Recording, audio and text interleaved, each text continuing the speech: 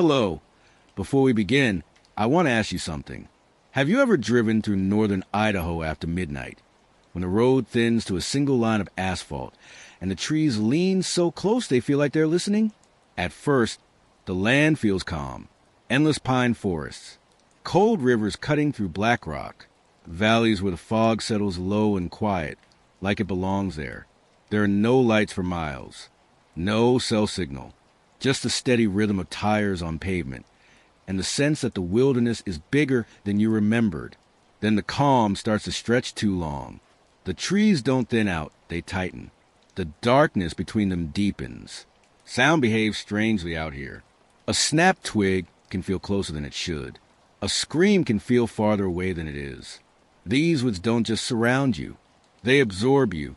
If you've ever been near a place like this, let me know. And if you haven't, listen closely. My name is Evan Mercer. I'm a deputy sheriff assigned to Boundary County, Idaho. I've worn the badge for 14 years, most of that time covering backcountry patrols where backup can be an hour away, if it comes at all. Out here, one deputy can be responsible for 60 to 70 square miles of forest, mountains, and abandoned logging roads. No streetlights, no witnesses, just weather, wildlife, and whatever else decides to move through the trees when no one's watching. I thought I understood this job. I was wrong, because after a while, you start learning things that aren't in any manual. Things no academy prepares you for. Things you can't put into an official report without losing your badge or your mind. And the first thing you learn out here is this. When people go missing in these woods, they don't always stay gone. Boundary County doesn't look dangerous on a map. It's just a corner of northern Idaho, pressed up against Canada, filled in with green shading and thin gray lines that pass for roads. To someone unfamiliar, it reads as empty, but that emptiness is the first lie the woods tell you. The county is a sprawl of dense conifer forest, steep ridgelines, and old logging cuts that haven't seen a truck in decades. The Selkirk Mountains rise hard and sudden, their slopes thick with pine and fir, broken only by creeks that run so cold they burn your skin numb in seconds. In summer, the canopy traps heat and sound. In winter, snow swallows everything. Footprints, trails, sometimes entire people. There are places where the sun barely touches the ground. Even at noon, people disappear here more often than anyone outside the county realizes. Officially, the numbers are unremarkable. A few hikers each year, a hunter who doesn't come back before nightfall, an occasional tourist who underestimates the terrain. Most cases are resolved the same way. Exposure, injury, bad decisions layered on top of bad weather. That's what the reports say, at least. But if you work here long enough, you learn to read between the lines. Old-timers will tell you Boundary County has always taken people, long before GPS or trail markers, long before the badge I wear existed. The Kootenai tribe has stories that go back generations, warnings about places where the woods don't behave right, where sound bends and time slips.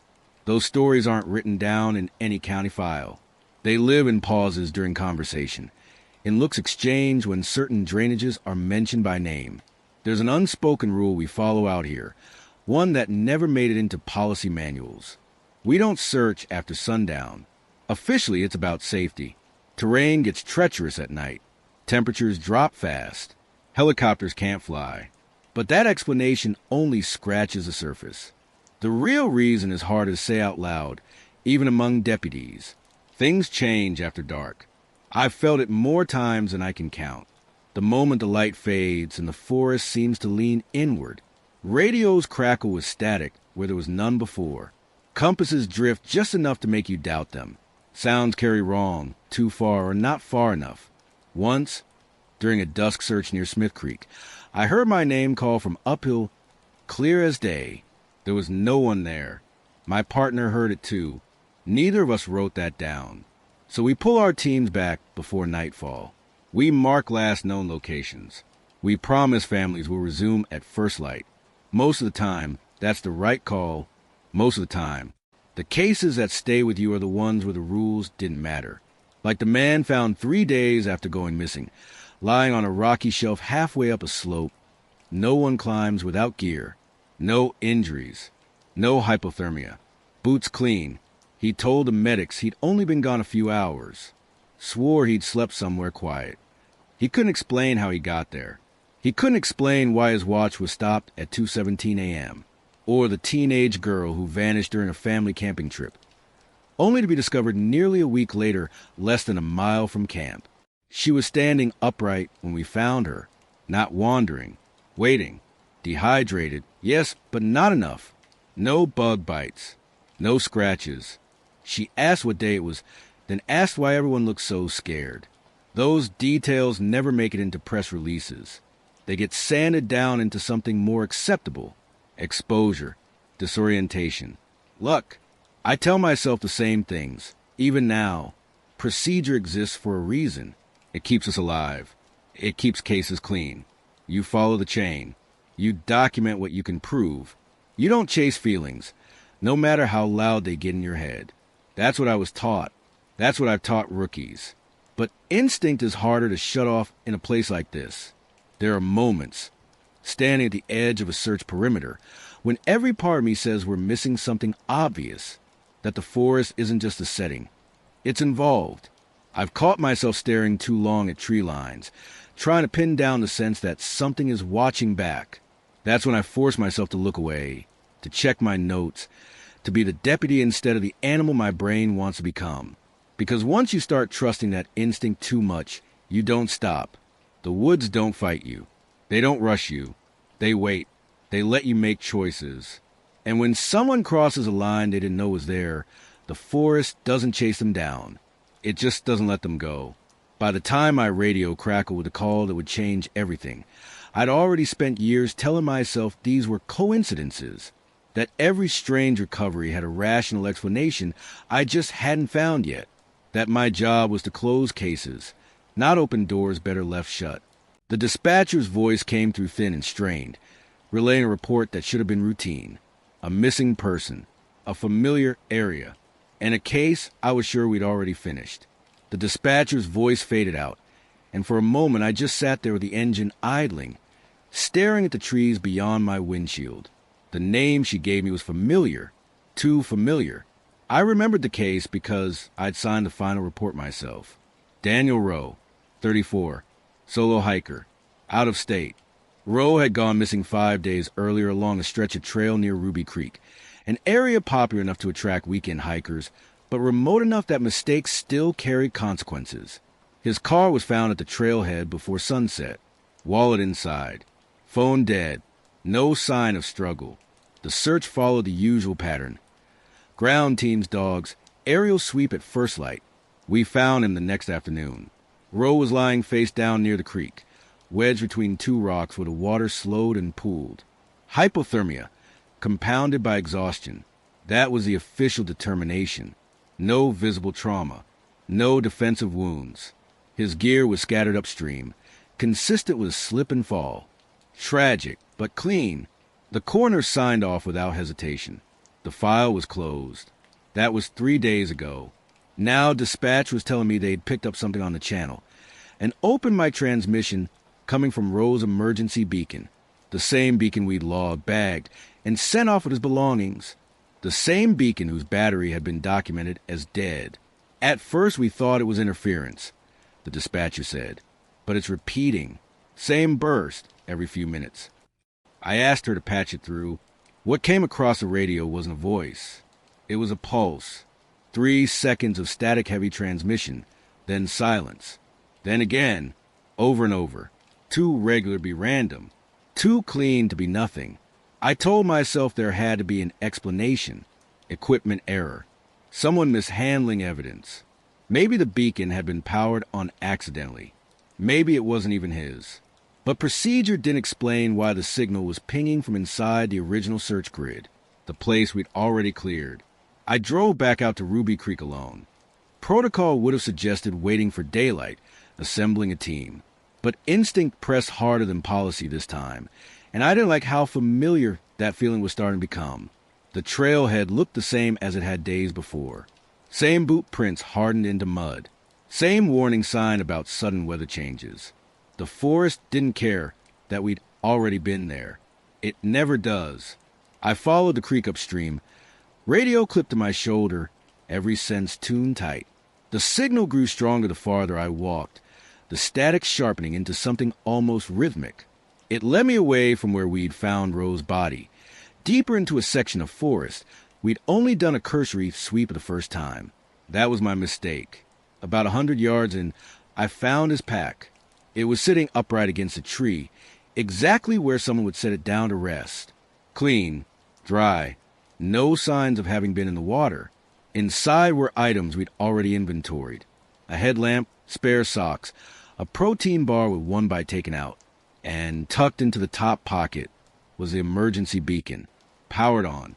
I stood there longer than I should have, trying to reconcile what I was seeing with what I knew to be true.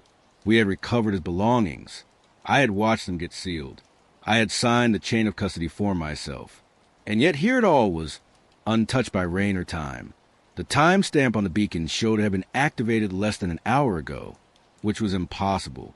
I radioed dispatch and told them I'd located the source. I didn't tell them about the pack. I don't know why. Maybe because once I said it out loud, it would become real in a way I wasn't ready for. As I turned to head back, I noticed the tracks. Fresh boot prints in the soft earth near the creek bank. Leading away from me, heading uphill, the tread matched Rose's boots exactly. I followed them for several minutes before I realized something else was wrong. They weren't staggered. Anyone who's hypothermic, injured, or exhausted leaves uneven tracks. Short steps, drags, signs of struggle. These were steady, purposeful. The stride length was consistent. The pressure even. Whoever made them wasn't dying. The tracks ended abruptly at a stand of trees, so dense the light barely penetrated. No sign of where they went next. No disturbance beyond that invisible line. It was like whoever had been walking simply stopped being part of the forest. I backed away. That night, I filed a supplemental note instead of a report. I flagged the case internally, requested evidence verification, asked questions that didn't have comfortable answers. The response I got was silence. Then a polite reminder that the case was already closed. The beacon signal stopped an hour later. I told myself to let it go. Told myself that stress plays tricks on you. That memory isn't as reliable as paperwork. I went home, showered, and tried to sleep. At 2:17 a.m., my radio came alive on my nightstand. 3 seconds of static. Then silence. Then again. Same pattern. Same timing. Same timestamp as the stopwatch we found on Rose's wrist. I didn't answer the call. I just lay there, staring at the ceiling, understanding something I hadn't wanted to admit before.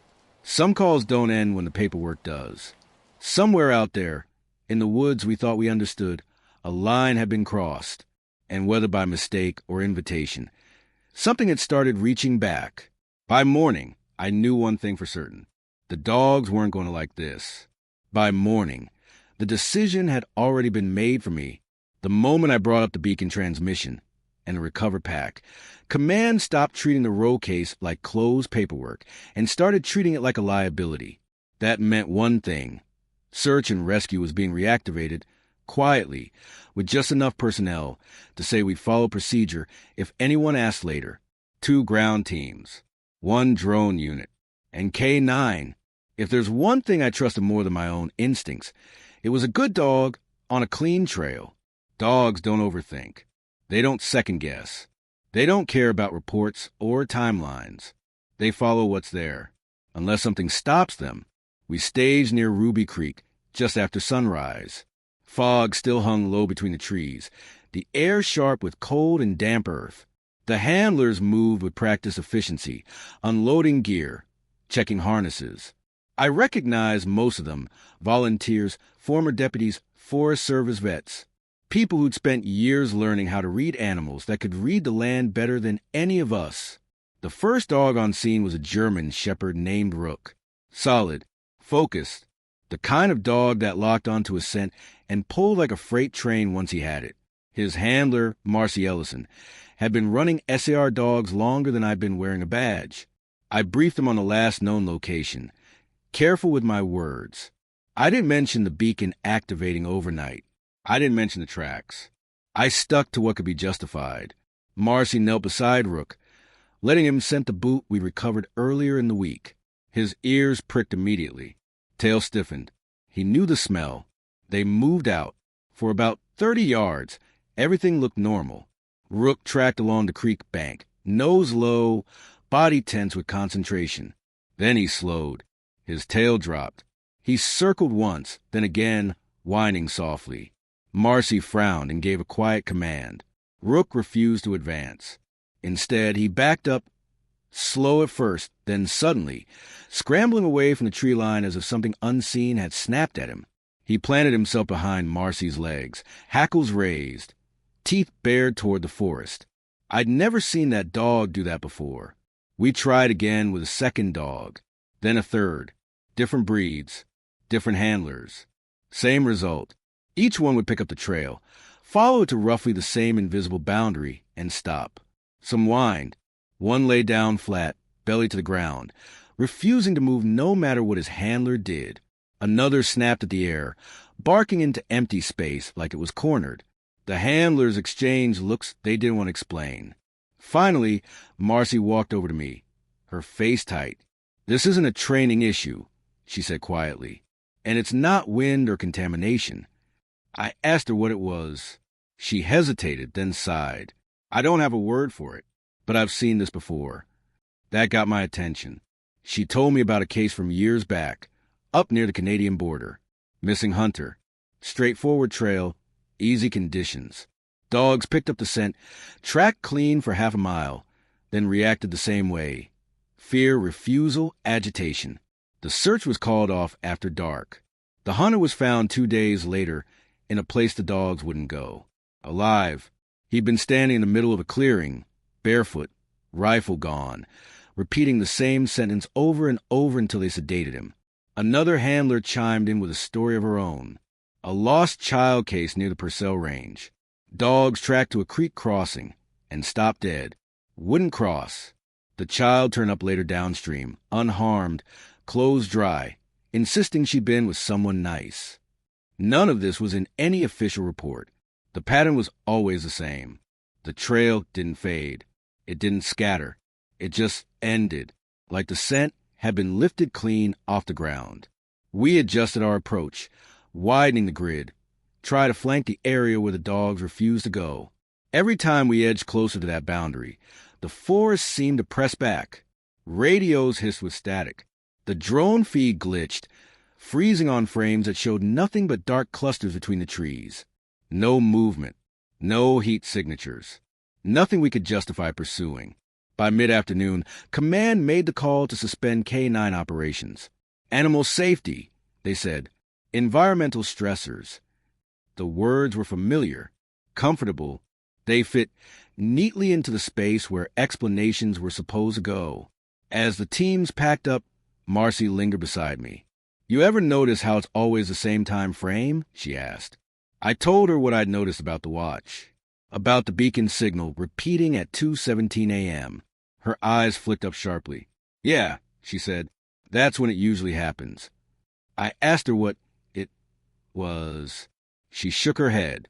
"Doesn't matter. You'll start seeing it now. Once you notice, you can't unsee it." That night, I pulled reports from cases I'd worked over the years. Ones that had bothered me, but never enough to question outright. Different names, different locations. Same county, same forests. Missing, found. Timeline discrepancies. Dogs refusing certain areas. Survivors with gaps in memory. Equipment turning up where it shouldn't. Individually, they were anomalies. Together, they were something else. By the time I shut down my computer, a thought I'd been avoiding settled in my chest like a weight. The woods weren't random. They were consistent. And whatever the dogs knew, whatever made them stop short and bare their teeth at empty air, was something we'd been walking around for years, pretending not to see. The next step wasn't going to be another search. It was going to be looking backward. Looking backward didn't take long. Once I knew what I was looking for, the past started lining up too easily. Reports I'd skimmed before now read differently. Margins felt louder than the text. What wasn't said stood out more than what was. I started a private notebook. Nothing official, nothing digital. Just dates, locations, names, and the small details that never made it into summaries. I hadn't finished the first page when the call came in. A missing person. Again, her name was Lila Moreno, 28 years old, local. She'd gone out alone on a day hike near the eastern slopes of the Selkirks, a route she knew well enough that her family didn't worry when she didn't check in by evening. By morning, worry turned into fear. By noon, it turned into us. Her car was still at the trailhead. No signs of distress. No note. Weather had been mild. Cool nights, warm days. Not survivable forever, but not immediately deadly either. The search began by the book. This time, the dogs refused almost immediately. By late afternoon, Command was already talking about scaling back until morning when the radio crackled again. This time with a voice instead of static. "I see someone," came a transmission from a Forest Service lookout station miles uphill.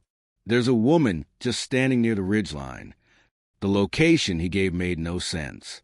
The ridgeline was over 6 miles from Lila's last known position. The elevation gain alone would have taken most experienced hikers a full day under ideal conditions, and that was assuming they knew exactly where they were going. We reached her just before dusk. Lila was standing on a rocky outcrop overlooking the valley, arms wrapped around herself like she was cold, though the air was still warm. Her clothes were clean, not untouched, but worn the way you'd expect after a long hike. Not a desperate one. No tears. No mud ground into fabric. Her boots were scuffed but intact. She looked up when she heard us approach and smiled, relieved. "I was wondering when you'd get here," she said. That was the first thing she said. Medics ran through the basics on site. Vitals were steady. Heart rate elevated, but not dangerously so. Skin warm. Lips pink. She accepted water but didn't drink much. Said she wasn't thirsty. Later, at the hospital, the tests came back clean. No severe dehydration. No electrolyte imbalance. No signs of exposure. Her feet showed no blistering consistent with the distance she would have had to cover. No frostbite. No hypothermia. No injuries at all, aside from superficial scrapes that could have come from a short stumble. According to the timeline, she should have been exhausted, delirious, or dead. She was none of those things. When I spoke to her privately, she was calm, almost too calm, oriented, polite, cooperative. She remembered starting her hike, remembered the trailhead, remembered stepping off the main path to take photos near the creek. After that, her memories fragmented. She talked about walking for a while, though she couldn't say how long. She described the forest getting quieter, not in a frightening way, but like someone turning down a dial. She said she wasn't scared. She said she felt like she was being guided, though she couldn't explain by what. "Did you meet anyone out there?" I asked. She paused. Thought about it. "I don't think so," she said. But I wasn't alone. That phrase showed up in my notebook later, underlined twice. When I asked how she got to the ridgeline, she frowned, genuinely confused. She didn't remember climbing. Didn't remember getting tired. She remembered standing there and realizing the light was changing, that she might need help finding her way back. "What made you stay there?" I asked. She hesitated again, then shrugged. It felt like the right place to wait. After she was released, I walked the route myself over the next 2 days. I followed what would have been the most direct path uphill. It was brutal, steep, uneven terrain, thick undergrowth, deadfall that forced detours. No clear trail. No reason for anyone to go that way unless they knew exactly where they were headed. And Lila didn't. That night, I added her case to my notebook. Beside it, I listed others. A man found standing knee-deep in snow without frostbite. A child recovered miles from camp with no signs of dehydration. A hunter discovered in a high meadow days after going missing. Heart rate normal. Clothes intact. Rifle gone. Different years. Different circumstances. Same impossibilities. I started documenting patterns quietly. Time of day. Weather conditions. Terrain. Recovery locations. Statements from the missing once they were found. Words like quiet, guided, waiting, not alone appeared again and again. So did gaps. None of the survivors could account for their full missing time. None reported hunger or thirst proportional to the duration. None showed injuries consistent with panic or prolonged exposure. And almost all were found in places that made no practical sense. Uphill against the terrain, away from water, away from trails. Always where they shouldn't be. I kept my notes off-site. No department computer. No shared drive. Just paper and memory. I knew better than to formalize something I couldn't prove. But I also knew I wasn't imagining this anymore. The woods weren't just taking people. They were returning some of them. And whatever happened in between wasn't random, accidental, or survivable by chance alone. When I closed my notebook that night, I realized something else that unsettled me more than any medical anomaly. Every person who came back alive, which meant the forest could keep people alive if it wanted to. That raised a question I wasn't ready to answer. Why didn't it always? That question followed me into the records room like a second shadow. Boundary County's archive isn't much to look at. A converted storage wing in the basement of the old courthouse. Concrete walls stained with decades of damp, fluorescent lights that hummed like tired insects. Most deputies avoided it unless they were forced to dig up a file for court. The air down there smelled like dust, paper, and time. I started after midnight. Officially, I was there to cross-reference older missing persons cases for pattern analysis. Unofficially, I was looking for permission from the past, from anyone who'd seen this before and survived long enough to leave something behind. The newer files were useless. Digital records flattened everything into tidy boxes. Incident type, resolution, cause. Anything that didn't fit got shaved off in edits, summarized into neutral language that explained nothing and offended no one. So I went further back. Cardboard boxes stacked by decade, handwritten labels, coffee stains from deputies who'd sat where I was now, probably asking themselves similar questions. I pulled files at random at first, then more deliberately as themes began to emerge. Subject located deceased. Cause undetermined. Exposure presumed.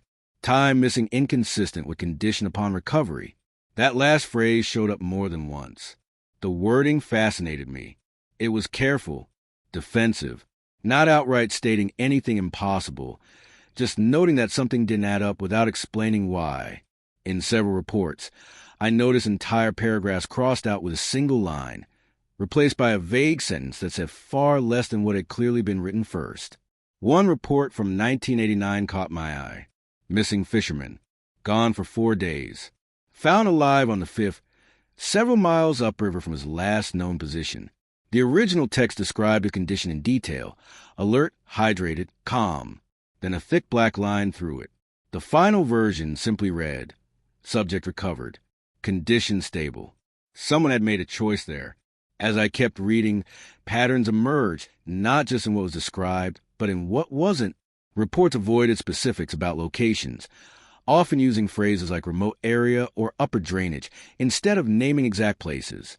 Statements from recovered individuals were summarized rather than quoted directly. Medical observations were truncated.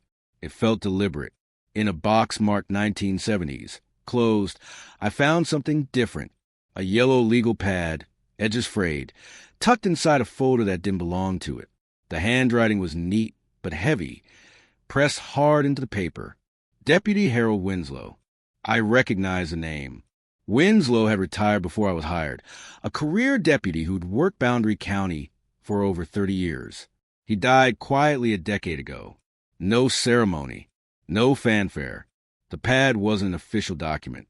No letterhead, no case numbers. Just notes. Dogs refused trail again. Recovered subject calm. No memory between markers. Found uphill, against the rain. The phrases were blunt, repetitive, unpolished. He wasn't writing for anyone else. He was writing to remember. One entry stopped me cold. Do not pursue after dusk. Ever. Forest changes. We are not equipped. There was no date on that page, but the surrounding notes placed it somewhere in the early 80s. I sat back in my chair and let that sink in. We hadn't invented the unspoken rule. We'd inherited it. Winslow's notes went on to describe conversations with deputies even older than him, men who'd worked before modern SAR protocols, before helicopters and thermal imaging. They talked about dead zones where radios failed, about searchers hearing voices they recognized, about recovered people who asked the wrong questions when they came back. One line was underlined 3 times. The woods decide. I checked the corresponding official reports from those years. The same cases were there, but sanitized. No mention of dogs refusing. No mention of voices. No mention of terrain defiance. Just accidents, exposure, good outcomes, or bad ones neatly filed away. The realization settled slowly but firmly. This wasn't a recent phenomenon. It wasn't a fluke of modern equipment, or a changing climate, or inexperienced hikers. This had been happening for at least half a century, probably longer. And every generation of deputies had made the same decision. See it, survive it, don't name it. Around 3 a.m, I found the oldest file I'd pulled yet, late 1950s, typed on thin paper. Ink faded, almost gray. The language was different, less cautious, more plain-spoken. Subject located alive in condition inconsistent with time elapsed. That sentence had never been revised. Maybe no one knew how yet. Attached was a short handwritten addendum, signed by the sheriff at the time. We will not speculate in official capacity. Not here. Not here. I thought about Lila standing on the ridgeline, waiting. About Rose Beacon pulsing at a time that made no sense. About the dogs planting their feet and refusing to go farther. About Winslow, alone in the same room decades ago, writing things down he couldn't say out loud. I wasn't the first to notice. I was just the latest. By the time I left the records room, the sky outside the courthouse windows was beginning to lighten. I hadn't slept. My head ached. But there was a strange clarity in knowing this wasn't just my burden to carry. It had always been this way. The department didn't talk about it because talking about it didn't help. It didn't stop people from going missing. It didn't make the woods safer. And it didn't change the one truth that threaded through every decade of reports, spoken or not. We were reacting, not controlling.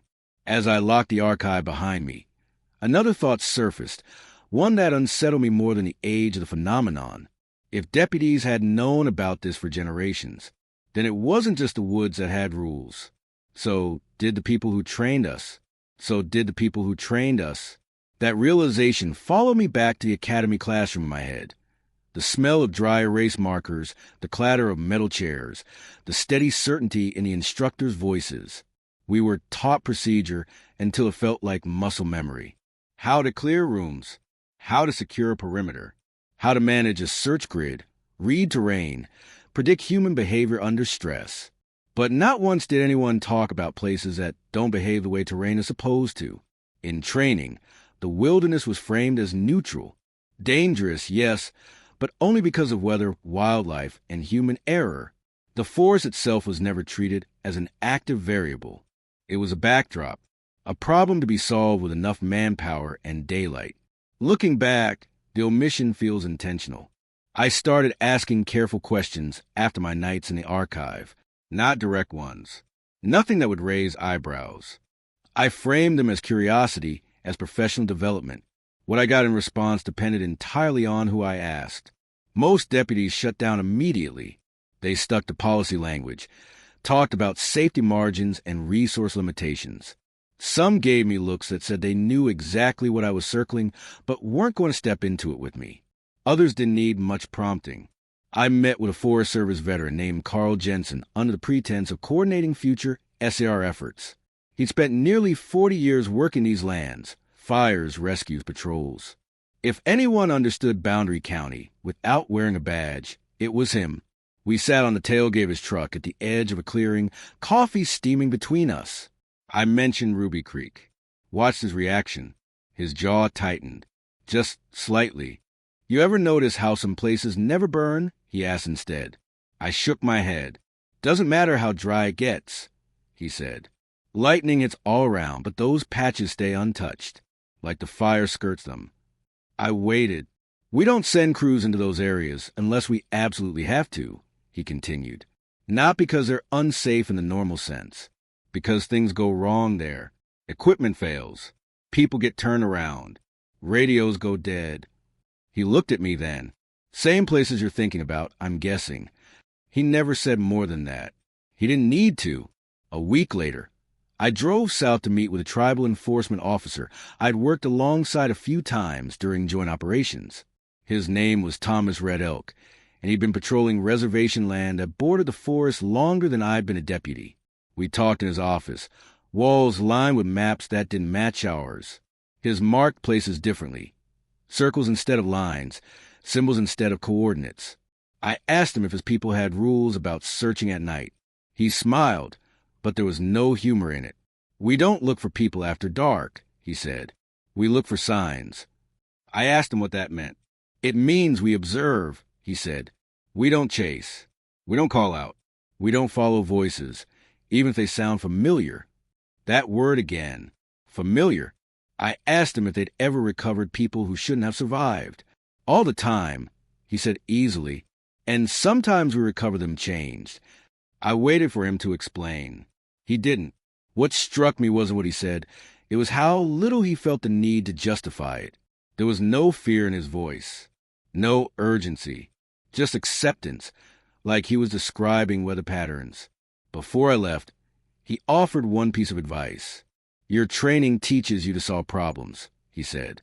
"Out there, not everything is a problem meant to be solved." That sentence followed me home. Over the next month, I paid closer attention during briefings, during offhand comments made by senior deputies, during the silences that followed certain place names. I noticed how instructors during in-service training would rush past topics involving deep wilderness recovery, how slides would skip from search initiated to subject located without lingering on the middle. The things that mattered most were never taught, because teaching them would require admitting something we couldn't control. Instead, the knowledge was passed down sideways. A pause before answering. A warning disguised as a joke. A rule never written, but always followed. Observe. Don't pursue. If a trail goes cold in a way that doesn't make sense, don't force it. If the dogs won't go farther, neither should you. If someone is found where they shouldn't be, document the recovery, not the mystery. And above all, if the woods start giving something back, don't ask what it took. I realized in that my academy training hadn't failed me. It had done exactly what it was designed to do. Keep me functional. Keep me alive. Keep me from looking too closely at things that didn't fit into a report. That understanding didn't bring comfort. It brought responsibility. Because once you see the gaps in your training, you have to decide what to do with them. Ignore them, like so many before you, or start filling them in yourself. I chose the latter, quietly. I kept talking, listening more than speaking, comparing notes across agencies, without ever putting them side by side officially. The same themes echo back every time. Places that resist search, recoveries that defy physiology, survivors who return with less fear than they should, and more silence. No one could explain it, but no one denied it either. That shared understanding was the most unsettling part. It meant this wasn't superstition or rumor. It was institutional memory, carefully fragmented so no single person ever had to carry all of it. By the time another recovery came across my desk, a man pulled out of the woods alive after 4 days missing. I already knew what I'd find in his statement. The same gaps, the same calm, the same inability to explain where he'd been. But this time, something was different. This time, his family said he wasn't acting like himself. And for the first time, I wondered if bringing people back wasn't then the problem, but the beginning of something worse. The problem wasn't that he'd survived. It was how little of him came back. His name was Aaron Klein, 42, lifelong Idaho resident, experienced hunter. He'd gone missing during elk season after splitting off from his group to track fresh sign near a drainage locals rarely used. When he didn't return by nightfall, they waited. By morning, they called it in.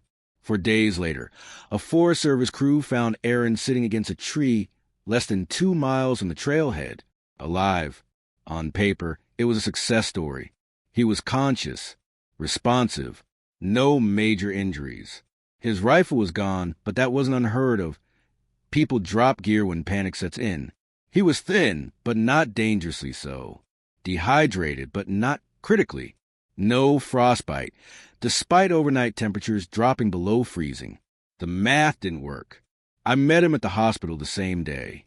He sat upright in bed, hands folded neatly in his lap, eyes tracking me with calm attentiveness. Too calm. Most recovered subjects were rattled, emotional, embarrassed, relieved. Aaron looked composed, like someone waiting for a meeting to start. He answered my questions politely. Remembered leaving camp. Remembered following tracks downhill. Remembered realizing he'd gone farther than intended. Then there was nothing. Not darkness. Not confusion. Just absence. I don't remember being scared, he said when I asked. I remember knowing I was okay. That phrase again. He couldn't account for the missing days. Couldn't explain where he'd slept, what he'd eaten, or how he'd stayed warm. When I asked if he'd heard voices, he shook his head. No voices, he said. Just direction. I asked him what that meant. He paused, eyes flicking briefly toward the window. I knew where not to go. That was new. After he was released, his wife called me directly. She didn't sound relieved. She sounded uncertain, like someone trying to convince herself of something she didn't believe. He's not the same, she said. I know that sounds awful. I'm grateful he's alive, but something's wrong. I asked her to explain. She said Aaron wouldn't go near the garage anymore, the one place they kept their hunting gear. He refused to touch his boots. He started sleeping with the lights on, not because he was afraid of the dark, but because, as he told her, it makes it harder to hear things. What things? I asked. She swallowed. He won't say. She told me he'd begun avoiding certain roads. If they drove too close to the forest boundary, he'd grow tense, jaw clenched, eyes fixed straight ahead. Once, when she suggested a family hike in a nearby state park, he reacted sharply, raised his voice, told her never to suggest that again. He keeps saying he's done with the woods, she said. But it's more than that. It's like he's afraid of remembering something. I documented the call as a wellness follow-up. Nothing more. There was no box for behavioral anomalies following unexplained recovery. Over the next weeks, I heard similar stories. A teenager who came back quiet, withdrawn, refusing to speak about her time missing, but insisting on rearranging her bedroom so her bed faced away from a window. A middle-aged man who survived 5 days lost, but developed a stutter afterward, only when certain place names were mentioned. A woman who refused to drink running water again, said it moved wrong. In every case, the families noticed before we did. They lived with the survivors, saw the pauses in conversation, the way their eyes lingered on nothing, the way they avoided mirrors or reflections or silence. The reports never captured that part. From a law enforcement standpoint, these people were fine, alive, accounted for, case closed. But I started wondering if we were defining safe too narrowly. One afternoon, I reviewed Aaron's recorded statement again, listening past the words to the cadence. There were pauses where there shouldn't be, sentences that started confidently, then trailed off unfinished. His tone shifted subtly when he talked about time, about movement, about waiting. I drove out to the edge of the drainage where he'd been found, not into it, just close enough to feel the air change. The dogs had refused that area, I remembered. The same invisible boundary, the same quiet. I didn't step past it. Instead, I stood there and asked myself a question that would have seemed absurd months earlier. What if the woods didn't just return people? What if they adjusted them? The idea made a sick kind of sense. Survivors didn't come back broken in obvious ways. They came back altered, with pieces missing, with new rules they wouldn't explain, with instincts that didn't match their old lives anymore, as if something had taught them.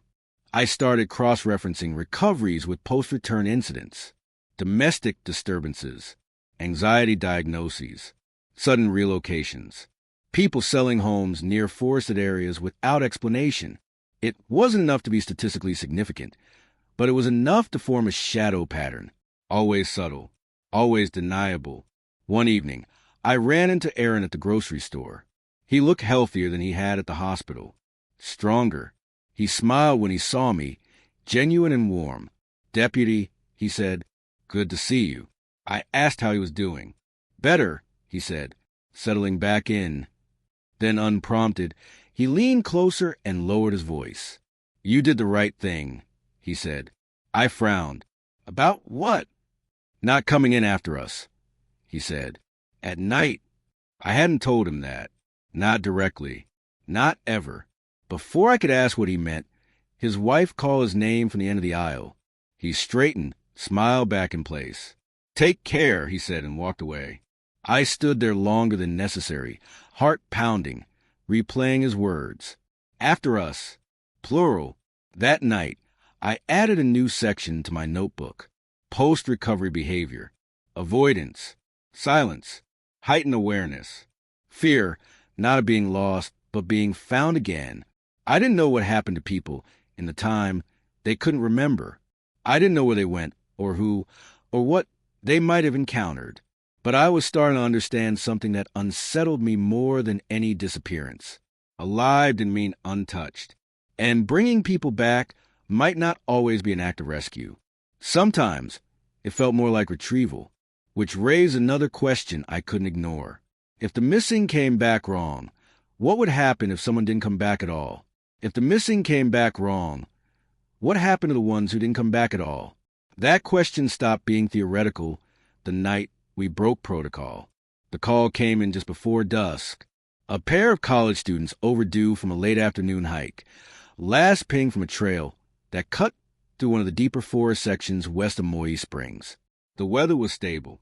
No storm moving in. No obvious reason to wait until morning.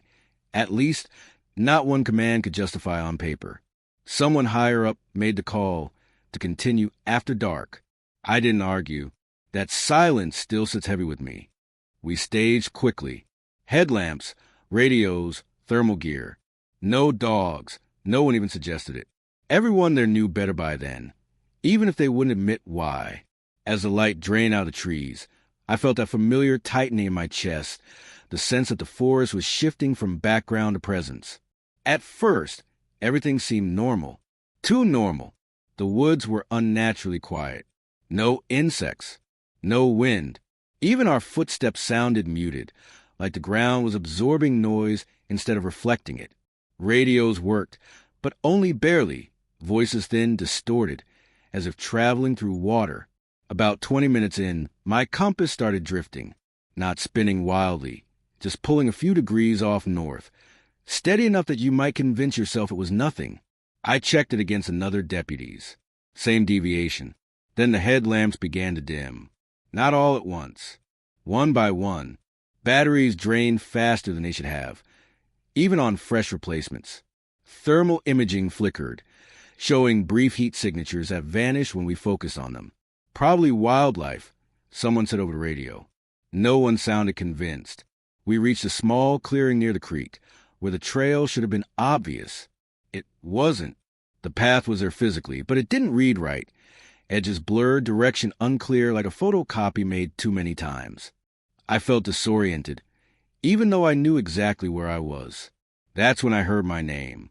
Not shouted, not whispered, spoken conversationally, from just beyond the tree line. I froze. Protocol says you confirm with your team. I didn't. I knew better. I kept my eyes forward, heart hammering, every instinct screaming to turn my head. Someone else did. Deputy Allen, newer, eager, still trusting what he heard. He pivoted toward the sound, took 3 steps off the trail, and stopped short like he'd hit an invisible wall. "I don't feel good," he said. Then he vomited. The smell hit next, sharp, metallic, wrong. The air itself felt heavier, pressing down, making it harder to breathe deeply. I realized, with a clarity that terrified me, that the environment wasn't deteriorating randomly.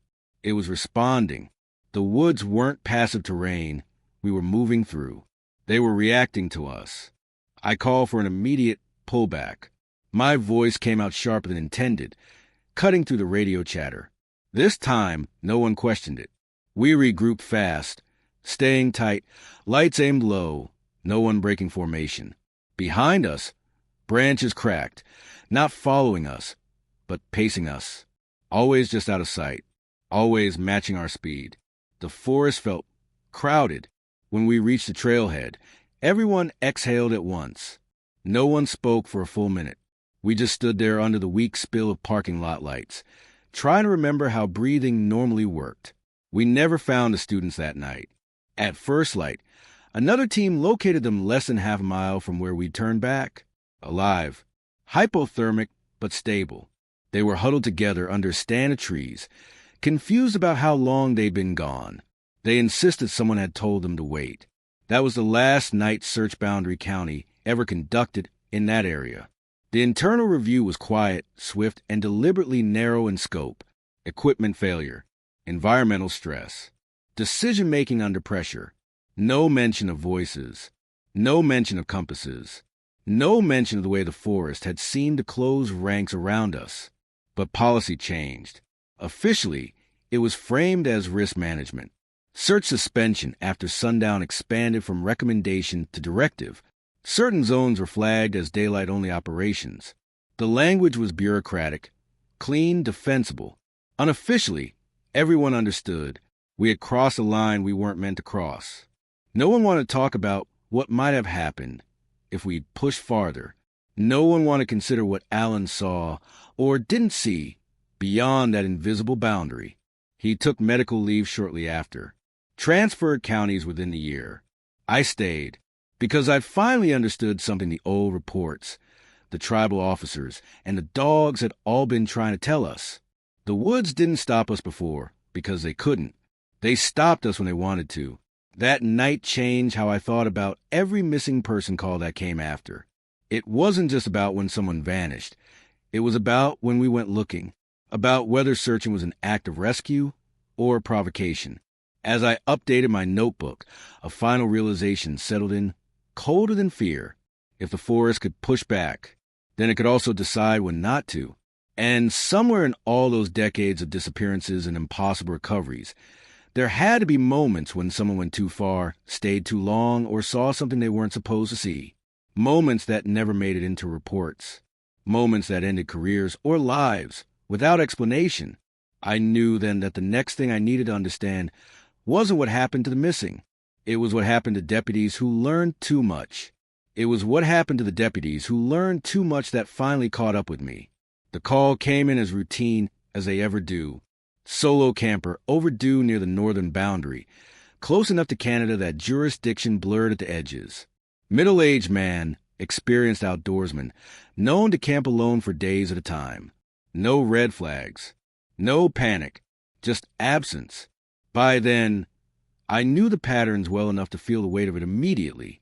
We found his truck at a dispersed campsite just before sunset. Fire pit cold. Tent still standing. Gear neatly arranged, almost deliberate in how untouched it looked. No sign of struggle. No sign of haste. It was the kind of scene that usually meant the person would be found, alive or dead, within 48 hours. But something about it felt staged. Command made the predictable call. Daylight search only. Grid the area. Document everything. Resume in the morning. I followed orders. I always did. The next day, the dog refused a trail. By noon, we'd exhausted the standard search radius. By mid-afternoon, we found him. He was sitting on a fallen log less than a mile from camp, facing away from us, posture relaxed, alive, breathing, hands resting on his knees like he'd been waiting. When I called out to him, he turned slowly. His eyes focused on me immediately. Not confused, not startled, knowing. "You're late," he said. That was the first thing that didn't fit. The second was his condition. No dehydration, no exposure, no injuries. According to the timeline, he should have been weak at best, critical at worst. Instead, he stood under his own power when asked, steady and calm. The third thing came later. While the medics worked, I walked the area around the log. No footprints leading to it. No flattened grass. No indication he'd arrived the way anyone normally does. The ground simply resumed around him. As we escorted him back toward the trailhead, he leaned close enough for only me to hear. "You weren't supposed to come today," he said. I asked him what he meant. He smiled, not unkindly. "They don't like it when you rush." I didn't put that in my notes. Back at the station, I sat down to write the report. I typed the basics first: time, location, recovery status. My fingers hovered over the keyboard when I reached the narrative section. What do you write when the truth doesn't survive being written?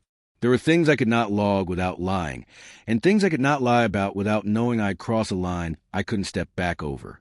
The man's statements didn't fit any recognized category. His condition contradicted medical expectations. The scene itself resisted description in ways that made me sound unhinged even to myself. I tried anyway. I wrote about the log. Deleted it. I wrote about the lack of tracks. Deleted it. I wrote about what he'd said. Deleted it all. Then came the evidence. His phone was in his pocket, powered on, battery nearly full.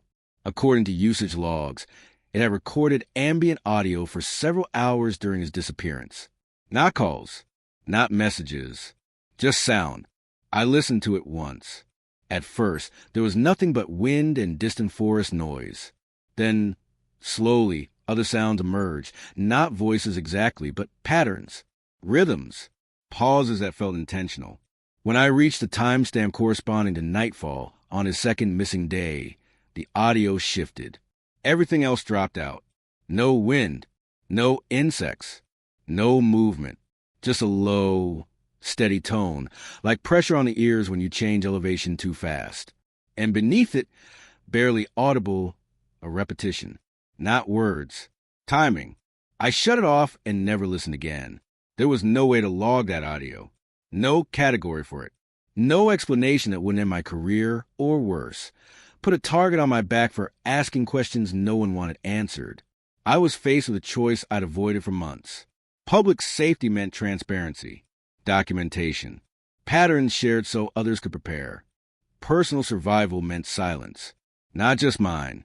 I thought about Winslow's notes, about the crossed-out paragraphs, about policies written to obscure rather than clarify, about deputies who transferred, retired early, or simply stopped talking.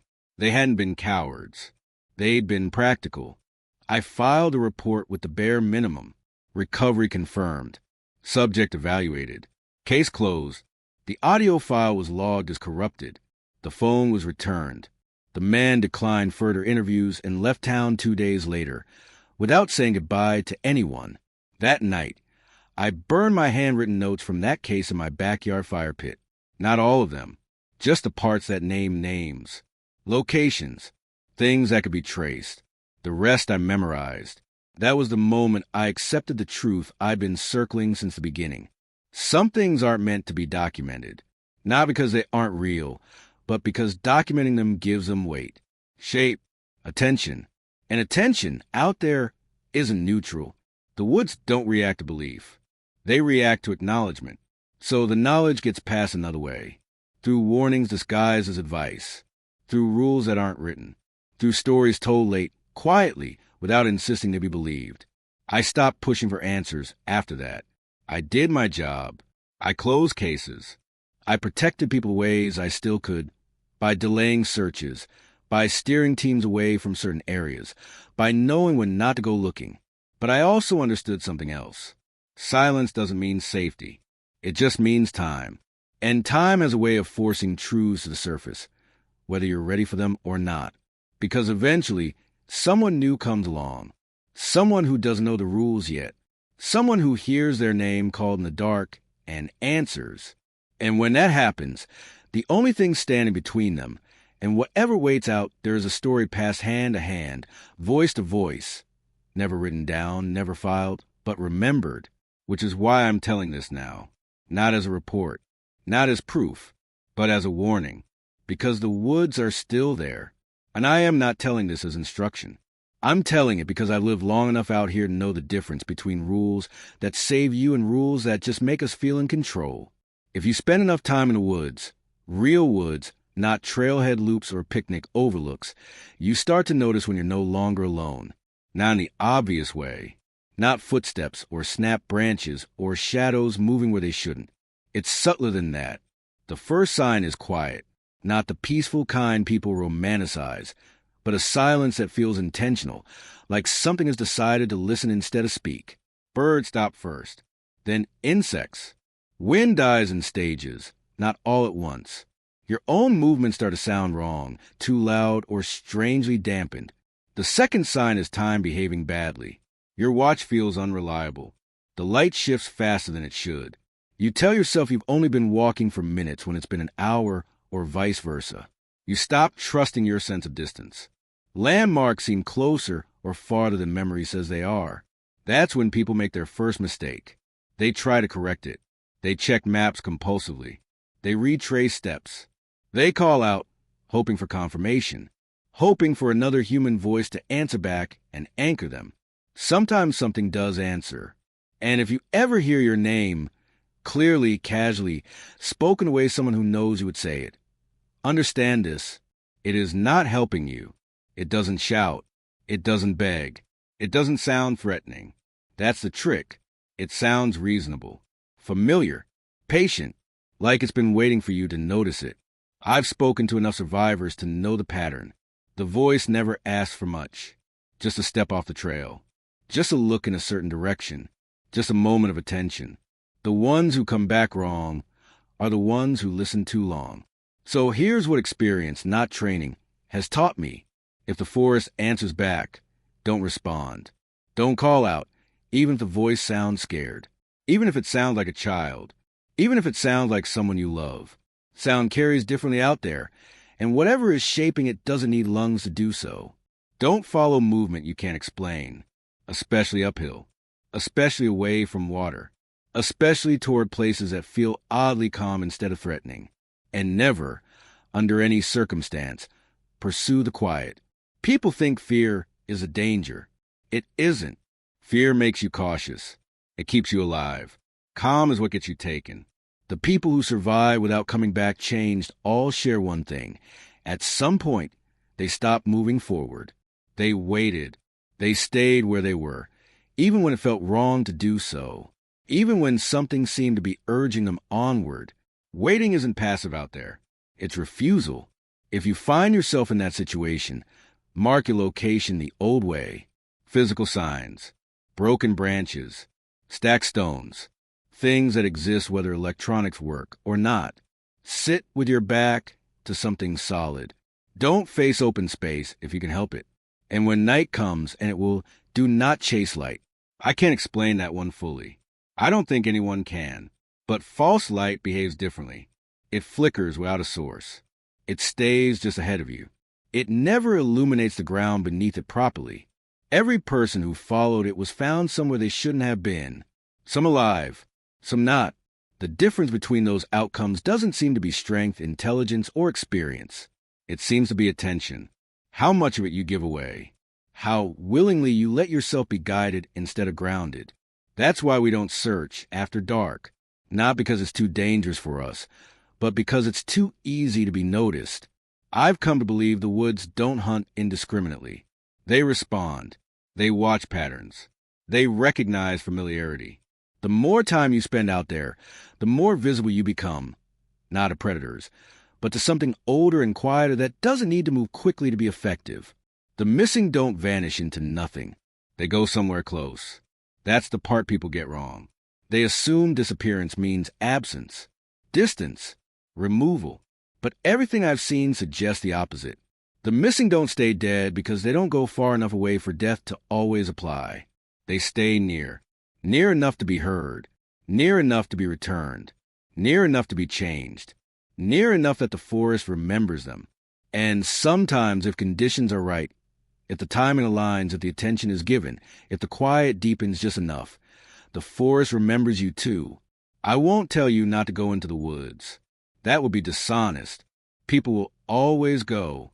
Curiosity, solitude, necessity, they all pull us back. What I will tell you is this. The woods don't care if you believe any of this. They don't require fear or faith or understanding. They only require that you listen. And if you ever hear your name spoken where no one should be, don't answer. Because once the forest knows you'll respond, it doesn't forget. And the missing? They're not gone. They're just waiting. They're still listening.